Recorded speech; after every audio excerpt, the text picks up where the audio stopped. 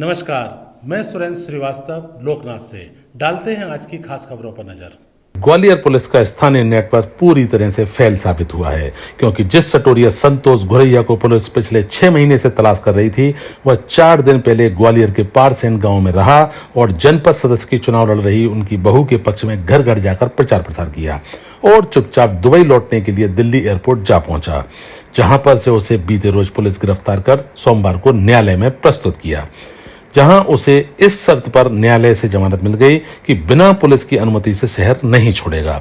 Police ने सट्टा king संतोष घुरैया के 40 पन्नों के बयान दर्ज किए, जिसमें उसने अपनी संपत्ति से लेकर 1100 खाईबाजों के नाम तक उजागर किए और बताया कि वह किस तरह सट्टे का नेटवर्क तैयार कर किंग बना।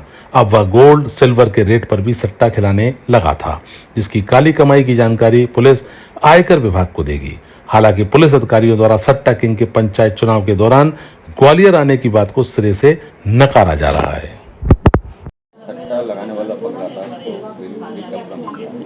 ये चूंकि जैसा कि आपको मालूम है कि आईपीएल के दौरान लगातार क्राइम ब्रांच के द्वारा ग्वालियर पुलिस के साथ स्थानीय पुलिस के साथ मिलकर थाना जो पुलिस है उसके साथ मिलकर लगातार आईपीएल पर प्रभावी कार्रवाई की गई थी, जिसमें 50 एफआईआर के लिए क्राइम ब्रांच के द्वारा थानों के साथ मिलकर की गई थी।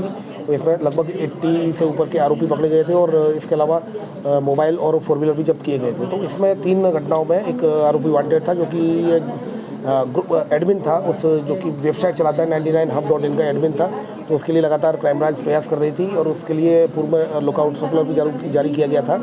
और इसमें तभी ये सूचना मिली थी कि व्यक्ति फलाबाद दिल्ली में है और कहीं भाग सकता है। इस आधार पर लगातार टीम के द्वारा इसको फॉलो किया गया और वहाँ एयरपोर्ट अथॉरिटी के साथ मिलकर उसको हिरासत पर ले जाकर यहाँ पर क्राइम ब्रांच में लेकर आया गया। उससे पूछताछ की गई, तो उस पूछताछ में अपनी कई प्रॉपर्टियों के बारे में बताया गया है और उसके द्वारा ये भी बताया गया है कि किस तरह से उसके ये पूरा जो आईपीएल का जो सट्टा है संचालित होता है। और इसमें 3 केसों में वांटेड था, 2 थाटीपुर के केस में और 1 यूनिवर्सिटी केस में। तो अभी उसमें कल रात को इन सब में कार्रवाई की जाकर उसको जमानत पर फिलहाल छोड़ा गया है और उसे लगातार बुलाया जा रहा है। आज भी उसे बुलाकर पूछताछ की जाएगी। सर, क्या ये जो नेटवर्क है ये सिर्फ ग्वालियर और एमपी रीजन में एक्टिव है या पूरे देश के अंदर? जिस तरह से प्रारंभिक पूछताछ में जो पता चला है कि वो नोएडा, दिल्ली से उसको ऑपरेट करता है, लेकिन केवल ग्वालियर में ही उसके जो कुछ जो नेटवर्क है उसका ग्वालियर में ही है और इसके ग्वालियर के अलावा बाहर चुनाव के टाइम भी यहाँ देखा इस तरह की सूचनाएं मीडिया के माध्यम से भी और हमारे डीएसपी के सूचना संकलन के सिपाहियों के द्वारा भी और भी हमारे जो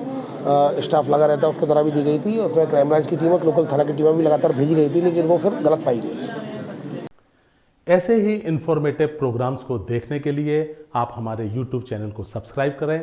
साथ ही आप हमारे फेसबुक पेज व अन्य सोशल मीडिया के प्लेटफॉर्म से भी जुड़ सकते हैं।